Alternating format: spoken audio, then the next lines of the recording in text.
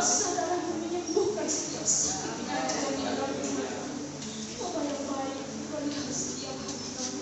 Kami rindu Bapa sangat berada di hadirat-Mu. Berikanlah kesetiaan kepada kami semua Bapa.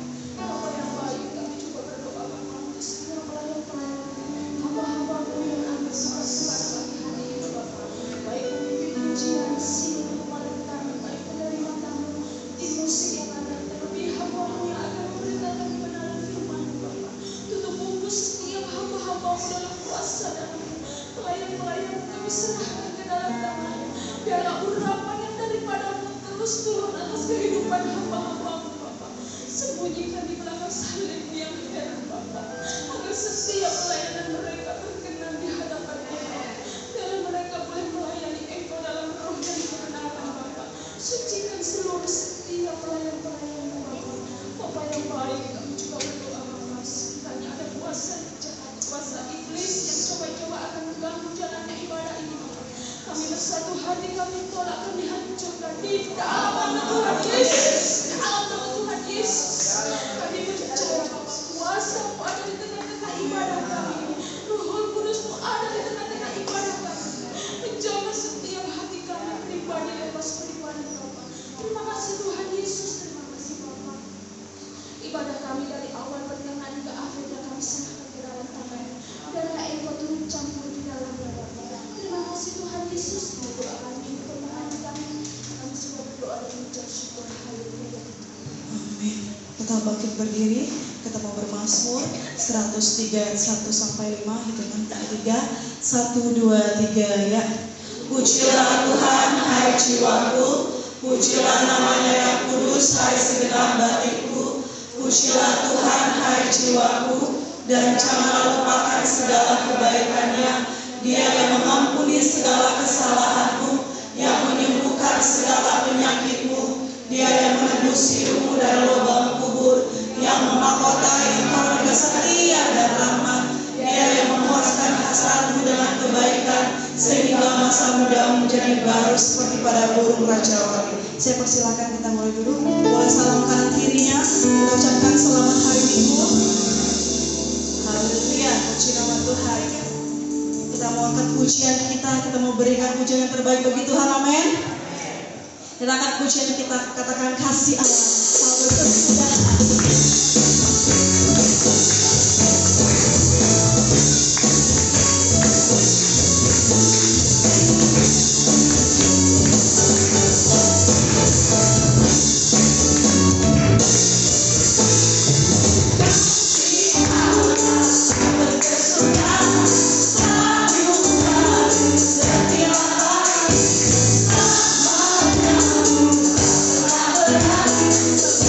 Setiap hari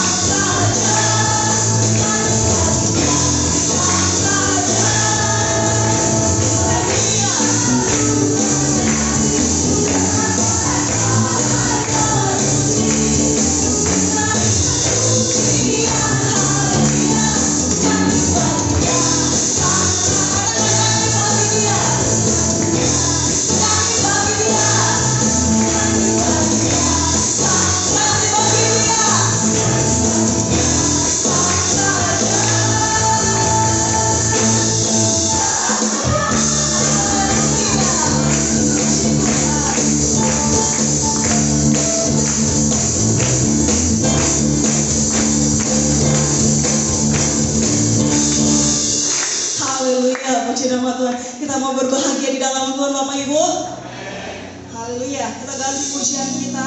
Mungkin pujiannya sudah lama, tapi saya percaya kita tahu pujian ini. Kita mau angkat pujian kita mau katakan ku berbahagia di dalam Tuhan. Amin.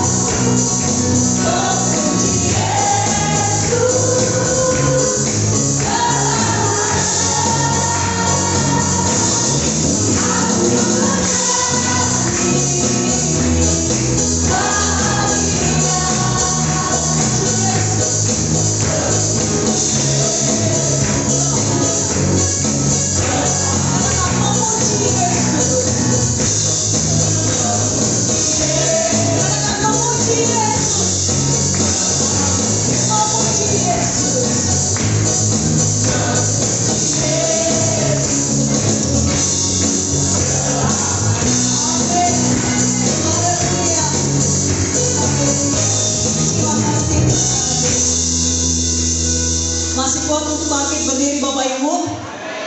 Haleluya. Tadi pujian katakan ku berbahagia di dalam Tuhan. Dan kita ganti pujian kita mau katakan hari ini kita merasa bahagia, amin. Haleluya. Kita ganti pujian kita.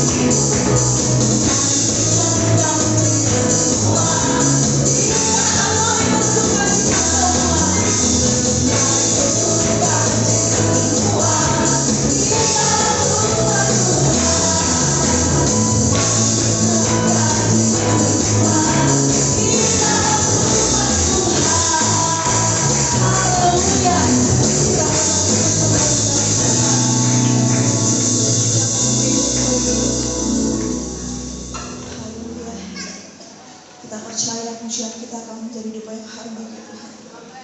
Terima kasih Tuhan. Terima kasih Bapa yang baik. Sebentar kami akan diisi dalam firman Tuhan. Kami percaya Tuhan, firman Tuhan menjadi pelita dalam setiap kehidupan kami. Kami butuh firman-Mu setiap hari membimbing kehidupan kami Tuhan. Kami tidak bisa jauh daripada-Mu Tuhan. Kami butuh Engkau setiap waktu membimbing setiap kehidupan kami. Terima kasih. Terima kasih Tuhan.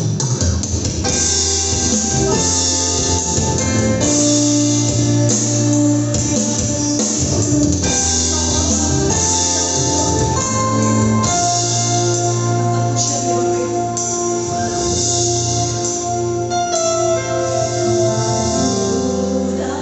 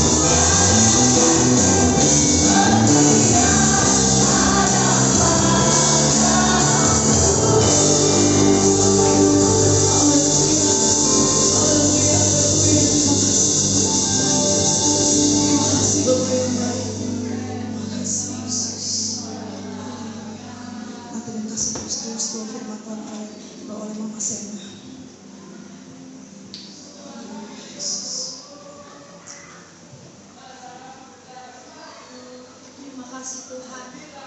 Kami bangga dan kami berbahagia kami jadi anak-Mu dan Engkau menjadi Allah kami, menjadi Bapa kami. Terima kasih banyak Tuhan. Kalau semua kami yang ada di ruangan ini kami bersyukur kalau kami ada pagi hari ini Tuhan, kami boleh memuji memuliakan nama-Mu, kami boleh bersuara, kami boleh bertepuk tangan, itu semua karena keajaiban-Mu, semua karena kasih sayang dan kehidupan kami. Terima kasih Bapa, kami tidak dapat balas setiap kebaikan Tuhan dalam hidup kami, tapi ajar kami Bapa, ajar kami setiap hari Tuhan untuk terus bersyukur, untuk terus memuji memuliakan nama-Mu, sehingga hidup kami semakin hari semakin sempurna seperti yang Yesus inginkan dalam hidup kami. Terima kasih Tuhan kami kalau kami boleh memuji memuliakan nama-Mu. Biar pujian ini Tuhan Yesus boleh menyenangkan hati-Mu Bapa. Dan kini tiba waktunya Bapa, Engkau berbicara kepada kami melalui hamba-Mu Tuhan. Berkati hamba-Mu Bapa, urapi hamba-Mu Tuhan. Biar setiap kami Tuhan yang mendengarnya Tuhan, kami boleh memiliki kekuatan baru Tuhan. Kami boleh Tuhan memiliki kesempatan yang baru Bapa, untuk kami boleh berubah, kami boleh menjadi pribadi yang berkenan, yang lebih baik di hadapan-Mu Tuhan. Terima kasih Tuhan, Kau juga memberkati setiap anak-anak-Mu, hamba-hamba-Mu yang sudah terlibat dalam pelayanan pada pagi hari ini. Terus tambah-tambahkan mereka Bapa, urapi mereka Tuhan, sehingga kehidupan mereka boleh menjadi berkat bagi banyak orang Tuhan. Terima kasih Tuhan, berbicaralah kepada kami. Setiap kami yang ada di tempat ini, kami mau mendengarkan firman-Mu. Kami tahu ada kuasa kegelapan Tuhan, roh-roh jahat di udara yang coba Tuhan untuk merebut firman-Mu dalam hidup kami. Kami patah hati, kami mau baca hati kan dalam nama Tuhan Yesus. Kuasa Allah bekerja di tempat ini, terlebih-lebih dalam hati kami Bapa. Terima kasih Tuhan, kami akan mendengar firman-Mu hanya di dalam nama Tuhan Yesus Kristus, nama yang berkuasa. Haleluya. Selanjutnya kami serahkan kepada hamba-Nya.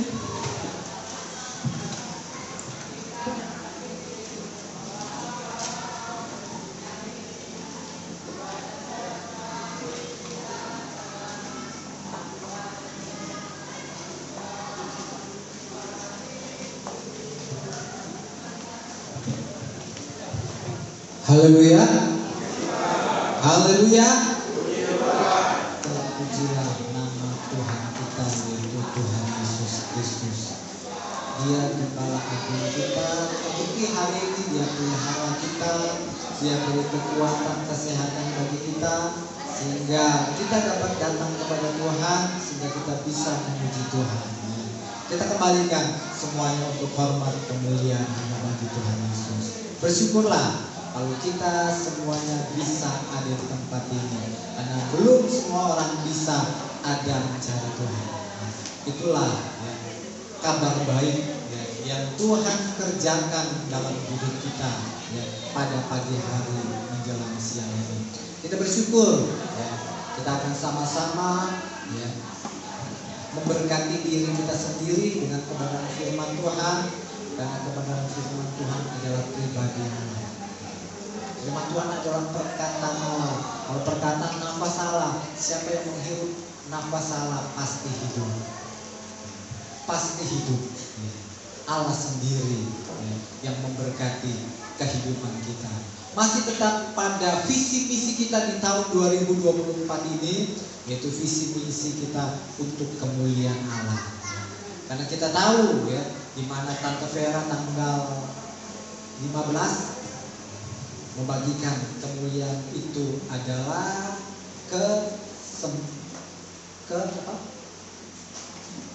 kesempurnaan. Adalah kesempurnaan dalam segala hal. Itu adalah berbicara tentang segala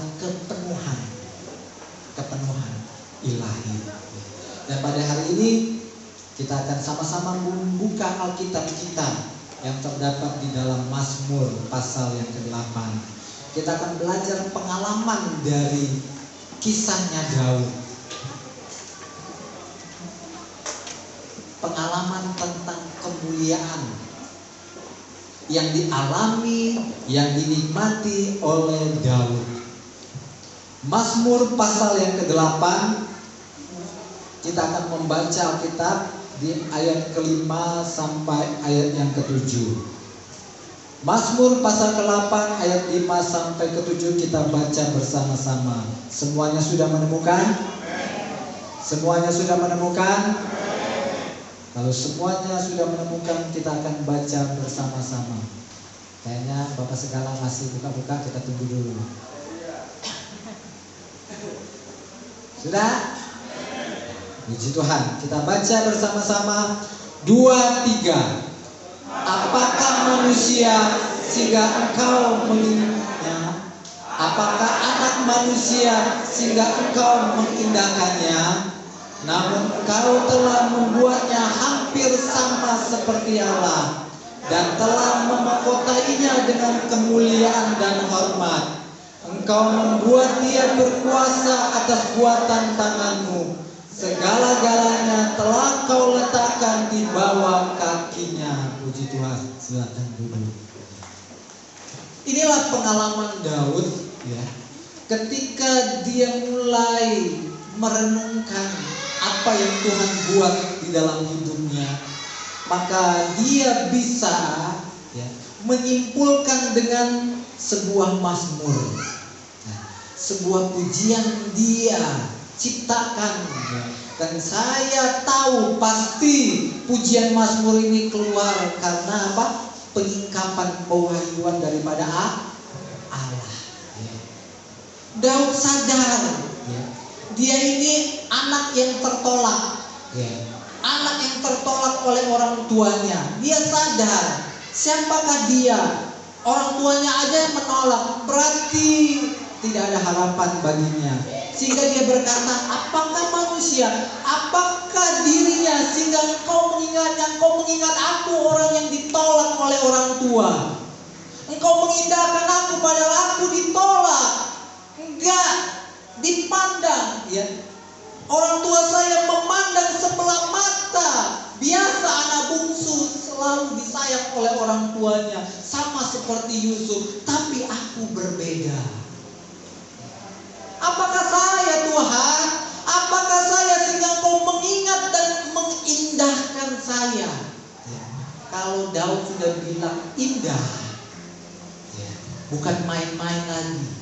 Kalau Daud sadar betapa indahnya pertolongan Tuhan, masa depan buat Daud ya, apa yang diberikan oleh Tuhan kepada Daud bukan main-main. Sehingga dia berkata selanjutnya apa itu keindahan yang diberikan oleh Tuhan kepada Daud, yaitu 1, namun engkau telah membuatnya hampir sama seperti Allah.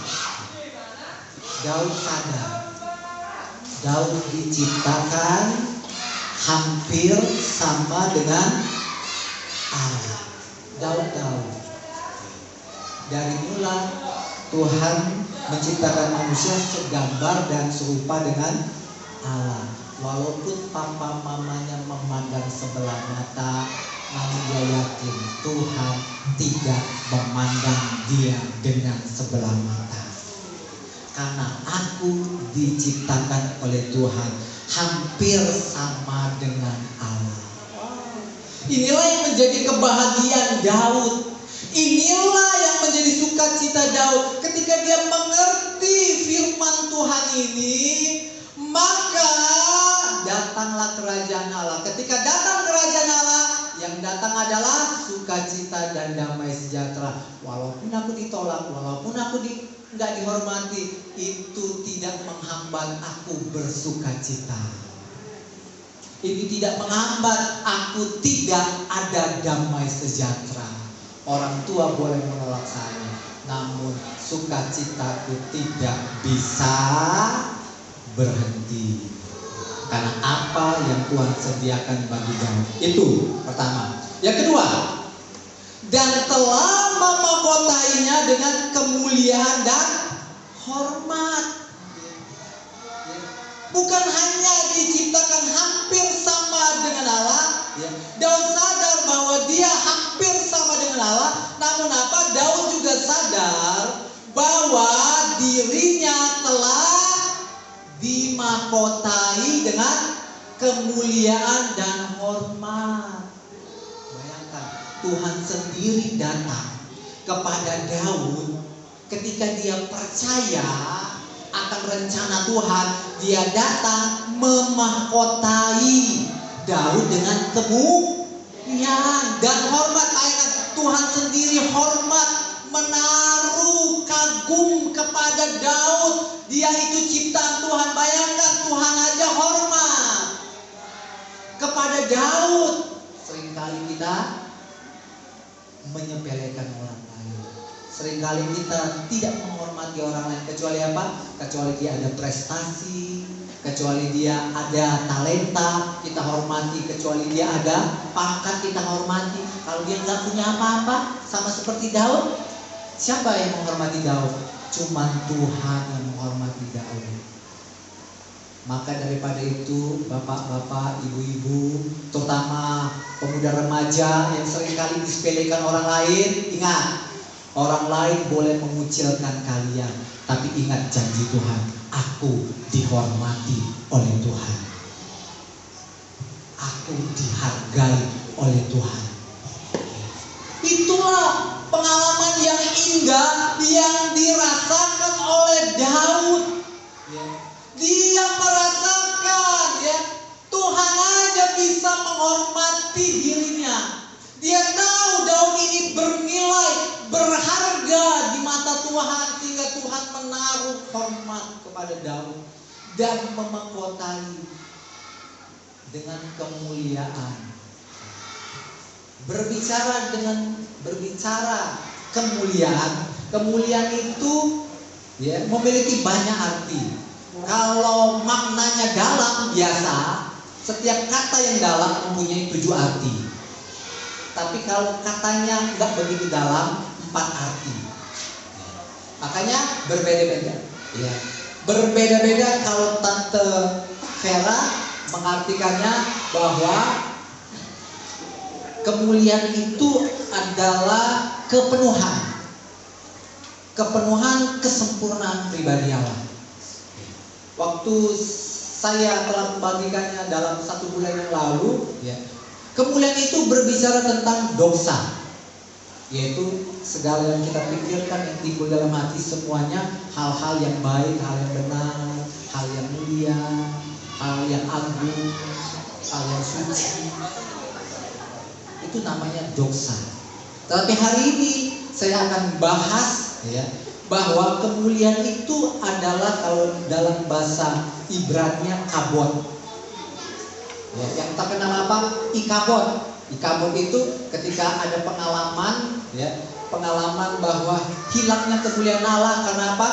Karena tabut Tuhan telah diambil oleh orang Filistin. Maka orang Israel berkata, Ikabod, telah hilang kemuliaan Allah. Kabod yang saya akan jabarkan pada pagi hari menjelang siang ini berbicara tentang bobot. bobot atau beban atau tanggung jawab. Tadi berbicara tentang mahkota kemuliaan. Dimahkotai kita dengan kemuliaan. Kalau seseorang diberi mahkota, kalau dunia ini, kalau seseorang diberi mahkota berarti jabatannya sebagai raja.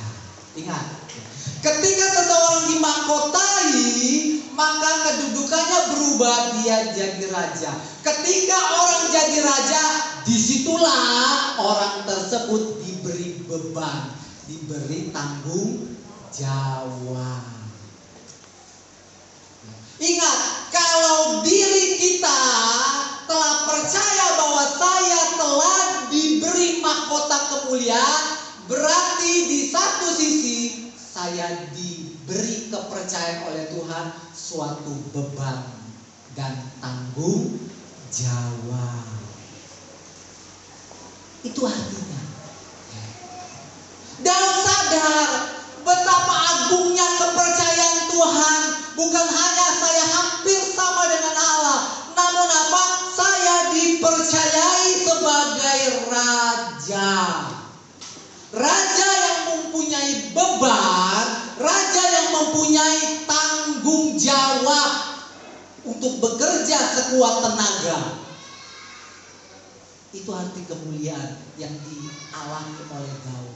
Ketika dia sadar bahwa saya sudah dimahkotai dan status saya ini sekarang sudah berubah, ya. Bukan hanya dipandang sebelah mata, namun saya di mata Tuhan saya adalah raja. Raja, saya di mata Tuhan adalah raja.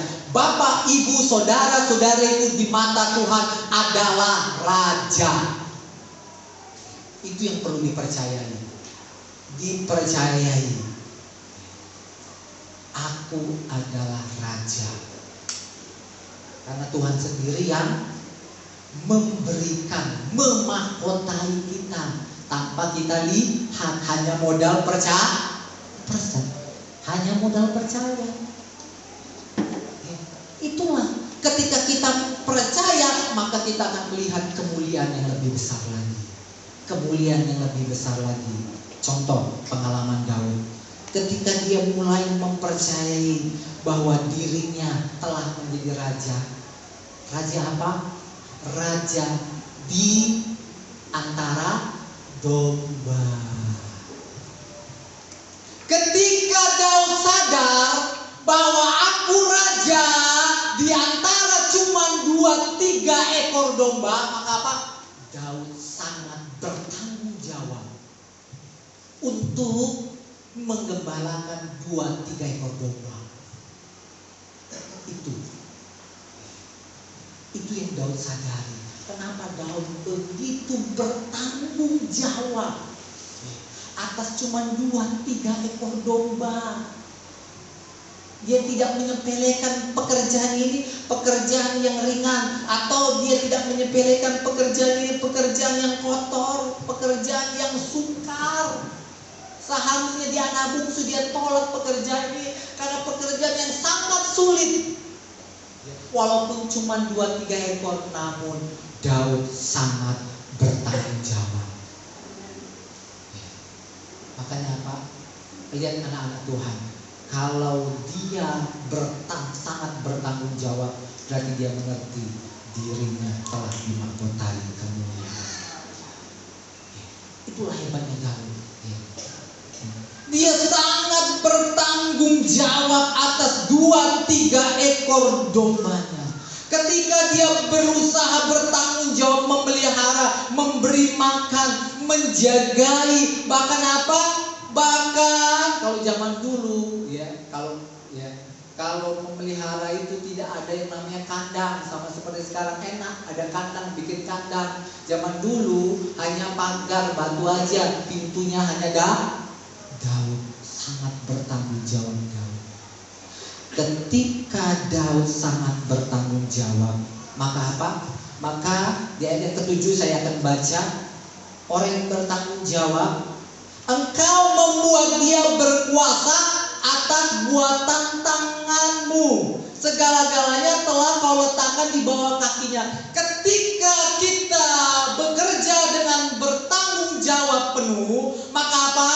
Maka kita disertai dengan kuasa. Disertai dengan kuasa. Ketika Daud sangat bertanggung jawab mengembalakan domba itu, maka apa? Maka ada tantangan. Tantangan itu adalah binatang buas. Binatang buas. Maka Daud membuat senjata dari apa nama senjatanya? Dari kayu. Senjatanya dari apa namanya? Umban. Kalau ketapel lebih canggih, dia itu cuma umban. Kayu cuma tali, puter kayak gini. Kalau karet kan enak kan? Karet kan ada tarik atas. Kalau ini cuma gini aja, lepas batu itu. Bayangkan Tuhan memberi Daud kuasa sehingga melalui umbannya, maka apa? Maka Daud bisa mengalahkan singa dan beruang.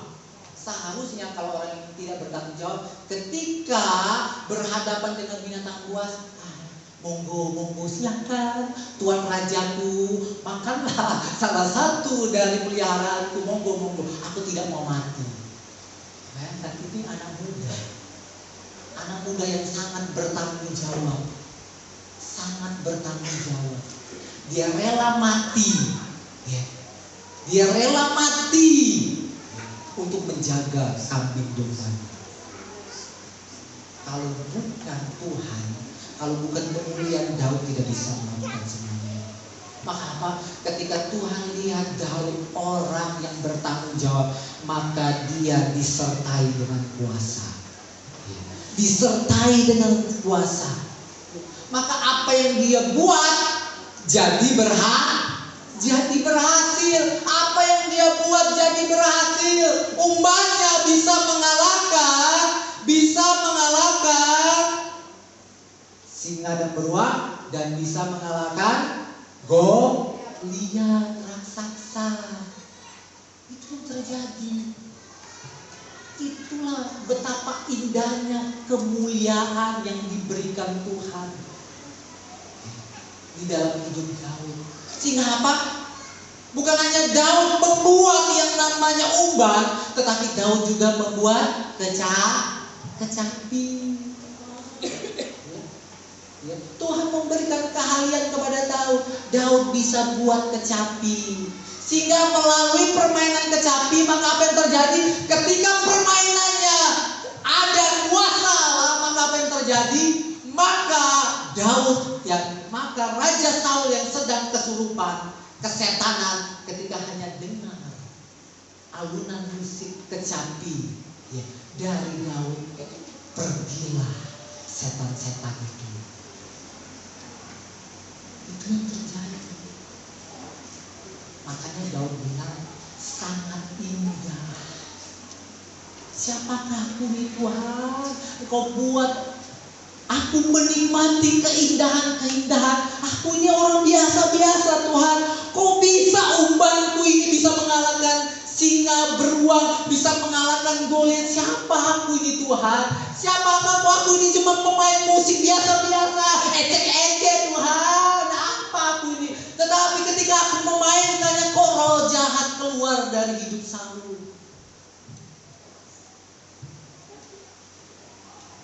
Itu indahnya pengalaman Daud. Dia sendiri menyadari betapa indahnya Tuhan sudah memahami dirinya dengan kemuliaan. Itu yang terjadi. Daud bisa apa yang di tangannya dibuat berhasil oleh Tuhan.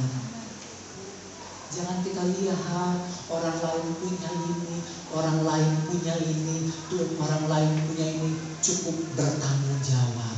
Kerjakan apa yang dipercayakan oleh Tuhan. Kerjakan, maka akan kita akan melihat kemuliaan Tuhan.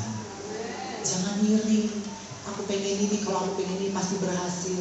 Kalau aku punya banyak duit, punya banyak modal pasti berhasil. Cukup kita punya mahkota kemuliaan. Itu membuat kita berhasil. Apapun yang kita pegang jadi berhasil. Itu yang terjadi. Bahkan apa? Bahkan saking hebatnya kuasa yang di dalam diri Daud, sehingga dia belajar bertanggung jawab atas rajanya. Ya, Daud kan hanya apa? Hanya orang yang dipercaya sebagai prajurit, bahkan mulai diangkat jadi panglima. Dia menghargai apapun yang disuruh oleh Raja Saul. Dia sangat bertanggung jawab atas semua perintah-perintah rajanya. Dia bertanggung jawab. Sampai-sampai dia diberikan anak oleh Saul, anak perempuan. Berarti Daud bukan hanya jadi prajurit panglima, tetapi Daud menjadi menantu, alias Saul itu ayahnya.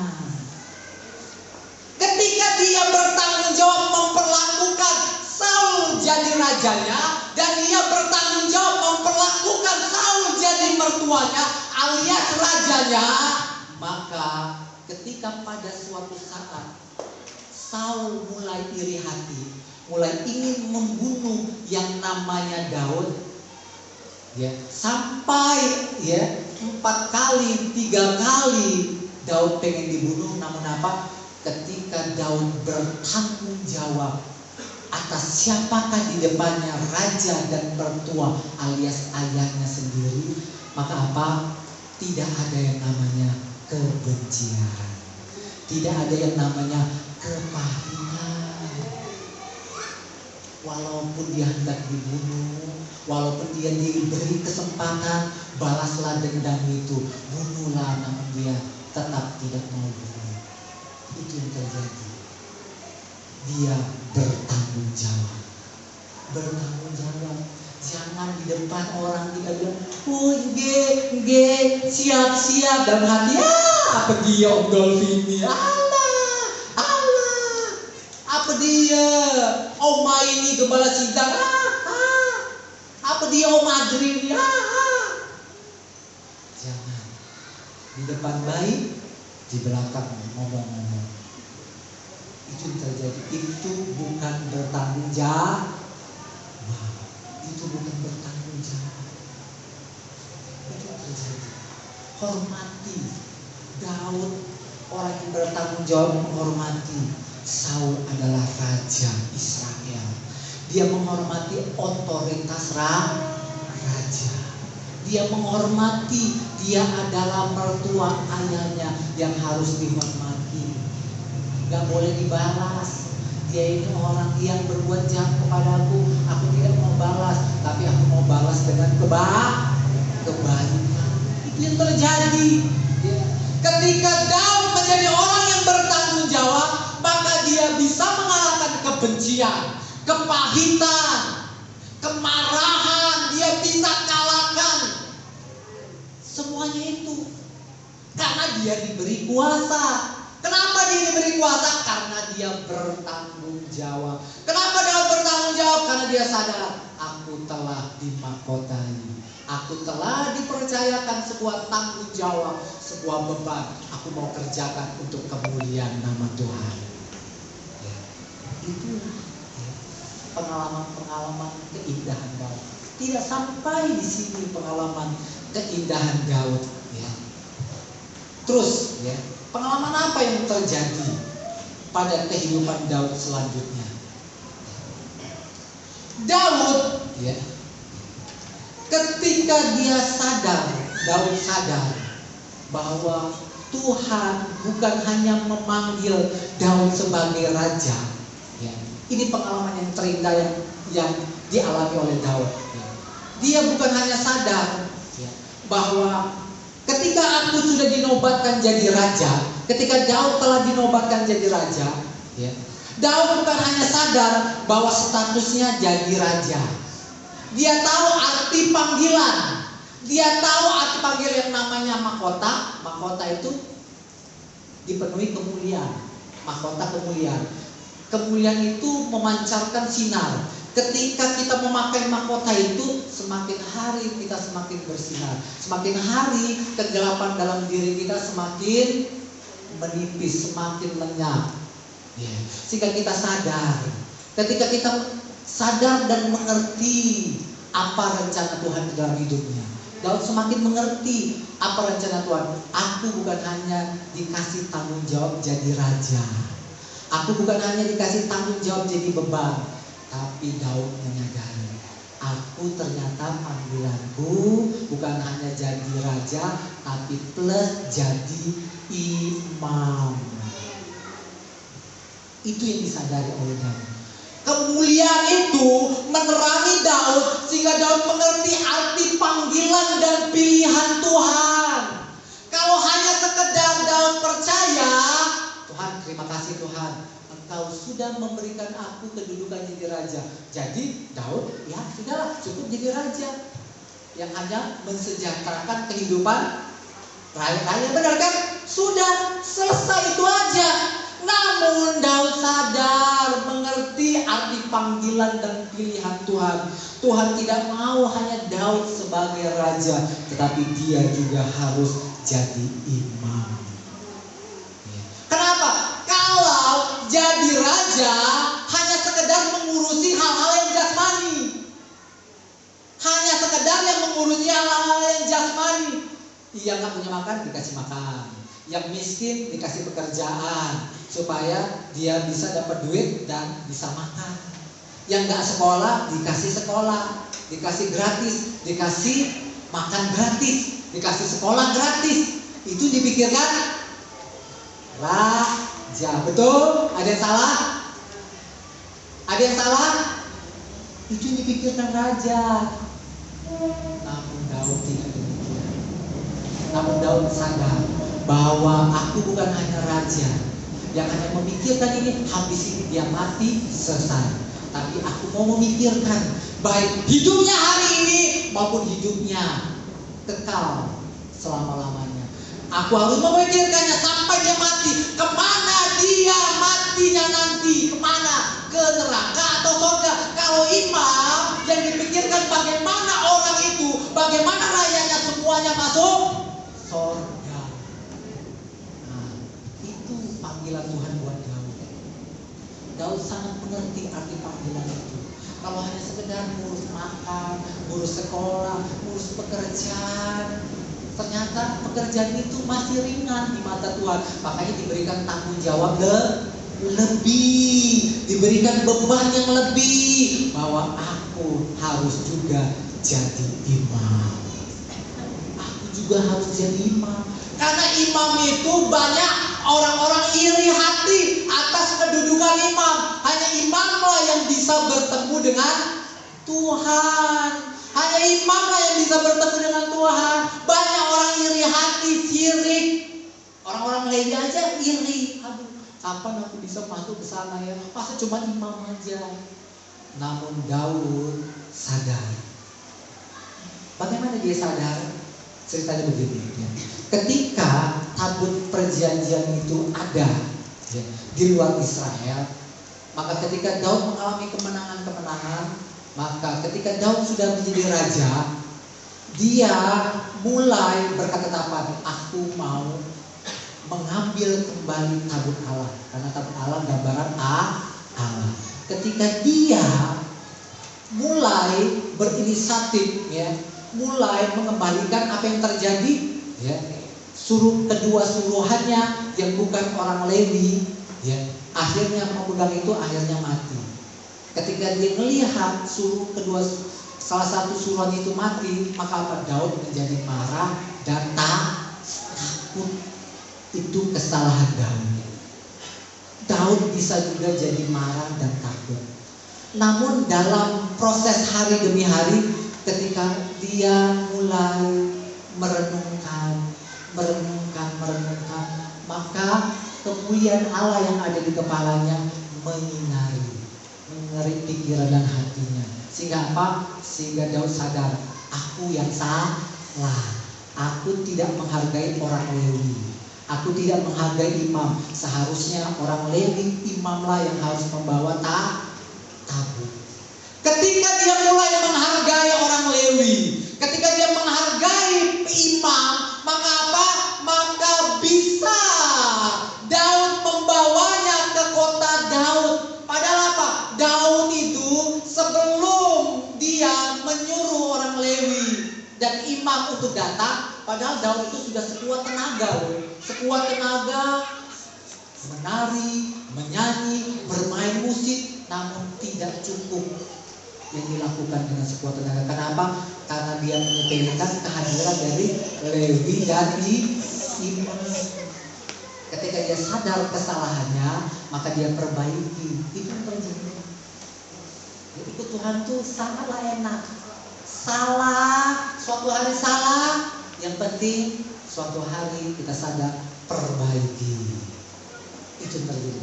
Ketika Daud mulai memperbaikinya,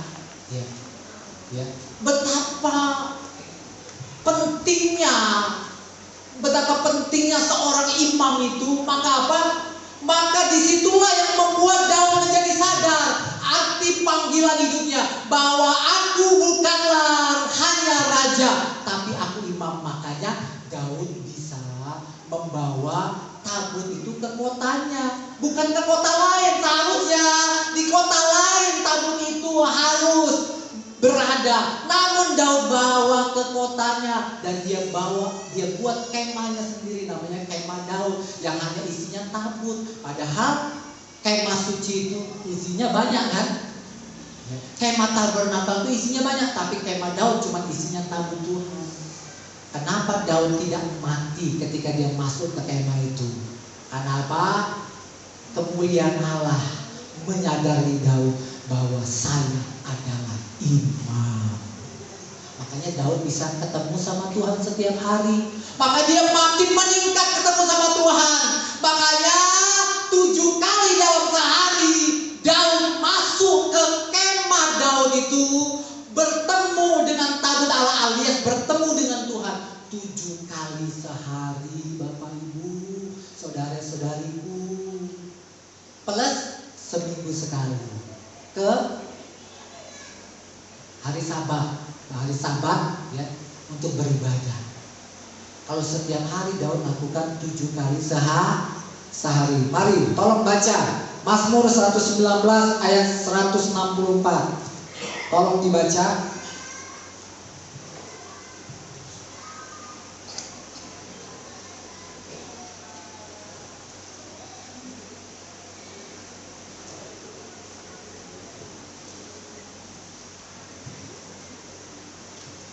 Mazmur pasal yang 119 ayat 164.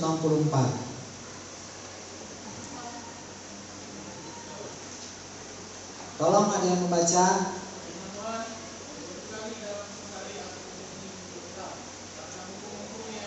Nah, 7 kali dalam sehari dia harus masuk ke kemah Daud untuk memuji-muji Tuhan. Ketika dia sadar arti tanggung jawab imam itu dalam hidupnya, dia malah lebih sering bertemu dengan Tuhan. Seharusnya apa? Seharusnya ketika dia sadar aku raja, Tuhan, kan dulu kan aku kan 3 hari sekali Tuhan. Dulu kan aku sehari 3 kali. Tuhan tolong, Tuhan maklumi Tuhan. Oh maklumi ya Tuhan. Aku dicipuk ya Tuhan. 1 kali bayar Tuhan ya dalam sehari aku ketemu dengan Tuhan. 1 kali bayar. Apakah begitu pengalaman Daud? Apakah ketika Tuhan taruh beban, tanggung jawab, maka apa? Maka dia lebih rajin, lebih semangat datang sama Tuhan. Karena dia apa? Dia tahu yang bisa menyelamatkan orang Israel, yang bisa menyelamatkan saudara-saudaranya, rakyat-rakyatnya adalah Tuhan Yesus Kristus. Makanya 7 kali sehari dia datang kepada Tuhan. Aku tidak punya kekuatan Tuhan. Siapakah aku? Aku gak bisa menyadarkan mereka. Aku gak bisa. Makanya aku datang kepadamu Tuhan. Begitu. Apa persoalan Bapak Ibu mengenai anak-anak? Rajinlah datang kepada Tuhan. Hanya Tuhan yang bisa mengubahkan anak-anak. Siapakah kerinduan kita yang pengen diubahkan? Datang lebih banyak kepada Tuhan. Datang lebih banyak kepada Tuhan. Itulah jalan keluarnya. Daud sadar atas tanggung jawab yang besar itu. Daud bukan hanya jadi raja. Kalau dia jadi raja, Tuhan, maaf Tuhan, Engkau mengerti Tuhan, aku ini orang sibuk. Maka Tuhan, maafkan saya Tuhan, aku cuma satu kali. Namun Daud berbeda. Berbeda Bapak Ibu, berbeda. Tanggung jawab beban yang ada di pundak Daud itu membuat dia makin bersemangat, makin berapi-api di dalam Tuhan. Bahkan ya, ketika dia makin tua, makin lebih banyak dia datang sama Tuhan. Kenapa? Karena temannya Yosua pun pernah berkata ketika dia tua, dia bilang apa? Sekarang aku tua, namun kekuatanku masih sama seperti aku muda. Siapa itu? Itu terjadi ketika orang sadar akan tanggung jawab, terutama tanggung jawab aku seorang imam, maka kekuatan itu akan tetap stabil, bahkan bisa lebih besar lagi. Nggak ada tua muda, nggak ada alasan tua muda. Bagi Tuhan nggak ada yang mustahil. Semuanya bisa Tuhan kerjakan. Kalau dunia bilang tua, mustahil. Kalau Tuhan bilang tua, nggak ada yang mustahil. Nggak ada yang mustahil. Yang tua-tua pun tidak ada yang mustahil bagi Tuhan. Tuhan sanggup memberikan kekuatan, semangat, api Pentakosta sehingga dia makin rajin datang kepada Tuhan. Itulah betapa indahnya pengalaman Daud. Ya, betapa indahnya bertemu dengan Tuhan karena Tuhanlah adalah pribadi yang penuh dengan keindahan. Dia sangat bersukacita bertemu dengan Tuhan yang sangat indah dan sadar hanya Tuhanlah yang bisa mengubah rakyat-rakyatnya yang dipimpin, pasukan-pasukannya yang dipimpin, sehingga mereka bisa menghormati otoritas yang Tuhan berikan kepada Daud. Itu kisah Daud. Namun yang lebih hebat daripada kisah Daud, ternyata Tuhan buat lebih banyak lagi Daud. Ternyata Tuhan sanggup membuat lebih banyak lagi Daud.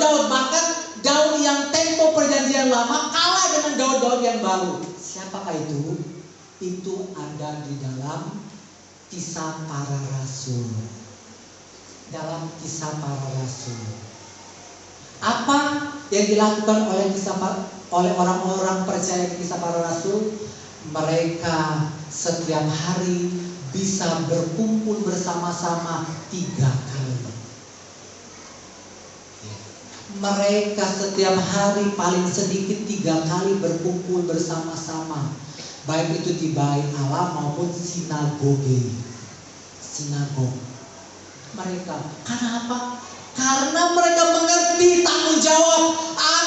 Ketika mereka dipenuhkan dengan Roh Kudus, ketika orang-orang percaya dipenuhkan oleh Roh Kudus, mereka sadar bahwa panggilan dan pilihan Tuhan, aku menjadi seorang imam. Daud di zaman perjanjian, Daud seorang diri. Di zaman Kisah Para Rasul banyak Daud. Sehingga apa? Ketika begitu banyak Daud yang hebat, maka apa yang terjadi? Tiap hari Tuhan tambahkan jiwa. Tiap hari Tuhan tambahkan jiwa. Karena begitu banyak menginginkan jiwa-jiwa diselamatkan. Makanya mereka bersama-sama bertekun sehati berdoa untuk keselamatan jiwa-jiwa. Padahal apa? Sebenarnya punya banyak alasan mereka tidak bisa bertemu dengan Tuhan. Kenapa? Zaman Kisah Para Rasul banyak orang miskin. Nggak ada ongkos datang ke rumah Tuhan, jalan kaki. Apalagi jalan rusak. Bahkan rusaknya zaman dulu lebih rusak zaman sekarang. Betul atau salah? Zaman dulu, zamannya Kisah Para Rasul, jalannya lebih rusak daripada zaman sekarang. Betul atau salah? Betul, jalannya lebih rusak. Itu tadi. Apalagi kesibukan pekerjaan pasti menghalangi mereka. Kesibukan menghalangi mereka. Apalagi yang punya anak pasti harus mengurus anak. Apalagi begitu banyak yang menghalangi mereka. Namun ternyata apa? Kabar baiknya. Kabar baiknya, walaupun begitu banyak menghalangi mereka, mereka tidak terhalang. Itu kabar baiknya. Kalau orang percaya di zaman kisah para rasul bisa, kabar baiknya. Kalau mereka bisa, masa kita tidak bisa? Betul? Kalau mereka bisa, masa kita tidak bisa? Itu kabar baiknya. Mereka tidak lebih hebat daripada kita. Karena apa? Karena Roh Kudus juga ada di dalam hidup kita. Dia memenuhi dengan rasa tanggung jawab, memenuhi kita dengan kepenuhan ilahi. Itu yang terjadi. Itulah hebatnya kemuliaan Allah yang ada pada diri kita. Mari kita baca ayat yang terakhir sama-sama, Matius pasal yang ke-11. Ayat yang terakhir, Matius pasal yang ke-11. Inilah ajakan Tuhan bagi kita. Kita semuanya mengalami beban berat. Namun Tuhan memanggil kita. Matius pasal 11, kita baca bersama-sama 3 ayat terakhir 28 sampai 29. 3 ayat sampai 30. Sudah semua? Matius pasal yang ke-11 ayat 28 sampai 30. 2, 3. Marilah kepadaku semua yang letih lesu dan berbeban berat. Aku akan memberikan kelegaan kepadamu. Pikulah yang kupasang dan belajarlah kepadaku, karena aku lemah lembut dan rendah hati, dan jiwamu akan mendapatkan ketenangan. Sebab kuk yang kupasang itu enak dan bebanku pun ringan. Ya, kita semuanya orang yang punya beban. Ya, beban itu membuat kita menjadi letih lesu dan berbeban berat. Karena sukar sekali kita mau datang kepada Tuhan, sulit sekali, betul. Dan alasannya itu menurut daging pasti tepat, pasti tepat. Lalu Tuhan mengajak kita datanglah kepadaku. Percayailah bahwa aku telah memahkotai engkau, memahkotai kita semuanya dengan mahkota kemuliaan dan hormat, dan telah juga memberikan kita kuasa. Karena apa? Karena kuk yang akan ditaruh oleh Tuhan itu adalah enak. Beban yang Tuhan taruh itu enak dan ringan. Makanya kalau kita datang beribadah itu enak. Kalau sudah enak pasti datang lagi. Pasti datang lagi, pasti senang. Apalagi kalau kita makan makanan enak gratis. Kalau ada toko apa? Ada nggak jemaat kita punya rumah makan apa punya itu? Ada. Kalau ada, langsung bilang sama jemaat kita, tiap hari makan gratis. Enak, pasti datang terus nggak? Pasti datang terus, enak dan gratis. Nah, itulah yang Tuhan sediakan bagi kita. Kalau kita mau menikmati keenakan, enaknya, ya itulah beban tanggung jawab yang Tuhan berikan. Dia kasih karunia kepada kita, karunia enak menikmatinya, enaknya. Ternyata pelayanan tuh enaknya, bertemu dengan Tuhan tuh enak dan ringan, itu terjadi. Ya, kalau Tuhan yang tidak mengerjakan, maka itu jadi tidak enak, itu jadi berat. Tadi dulu ya, saya maklumi. Namun kalau Tuhan sudah bekerja, nggak ada yang bisa menahan diri kita. Tidak ada yang bisa menahan diri kita. Itulah hebatnya kemuliaan Tuhan.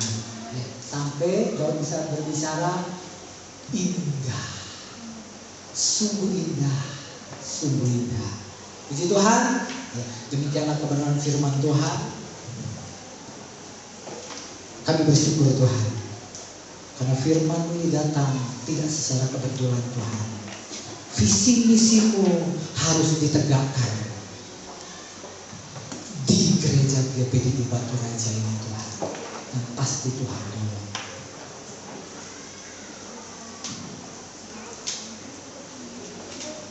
Kita angkat pujian segala kemuliaan hanya bagi Tuhan.